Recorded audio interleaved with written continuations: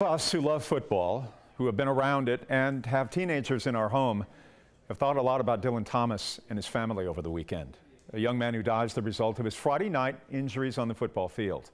We don't know enough about what happened. Did his helmet fail? Was the angle of contact freakish or unlucky?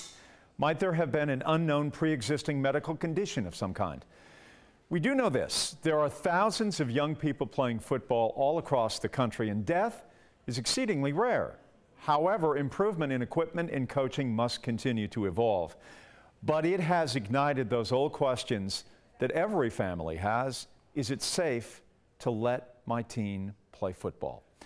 121 years ago this fall at the University of Georgia, a football player on the school team was killed on the field, and there was an outcry all across the United States to ban the sport. It made it all the way to the Georgia legislature before the player's mother saved the sport with her impassioned speech of the merits of football. All of that happened 121 years ago in 1897.